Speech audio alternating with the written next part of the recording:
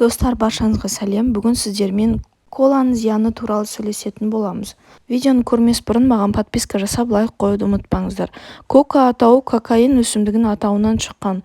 Одан кокаин атты жергілікті тағамдар өнімдерін есірткі және кока-кола атты сусын алынады. Кока-кола американдық The Coca-Cola компаниясының өндіретін алкогольсіз газдалған сусын. Кока-кола сусына 1886 жылға ақш-та ойлап табылған. Әлемнің 200-ден астам елдерінде сатылады.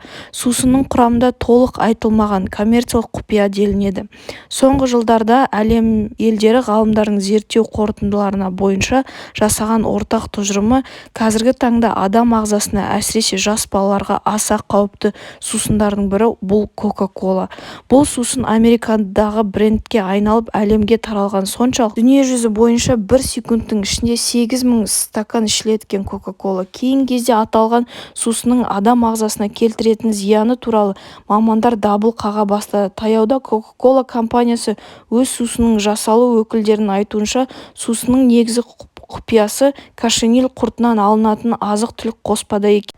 Әдетте оның құрамында қант, кока ағашының жаңғағы, фосфор қышқылы, кофеин, карамель, көмір қышқылы қосылады деп көрсетілген. Енді өндірушілер сусынның түсін өзгертетін бояу ретінде қолданылатын кошенил құртының еш зияны жоқ деп елдерге сендіруге тырысуда. Дегенмен Кока-коланың адам ағзасына келтірер залалы күннен күнге дәлелденіп отыр. Егер жүргізілген тәжірибелерге сүйенсек, 1 стакан Кока-колаға салынған кесек ет біраз уақыттан кейін бүрісіп, кішірейіп кетеді екен.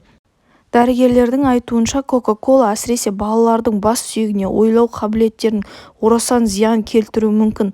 Жалпы газдалған сусынды мөлшерден тыс пайдалануға адам ағзасындағы кальций, темір секілді ең маңызды элементтер жойып, есесіне құрамындағы есірткі зат өміріңіздегі 2 есе қысқартады. Есесіне Кока-коланың тот басқан заттарды айғыздалған әйнекті сүртуге пайдалансаңыз керегіңізге жарайды.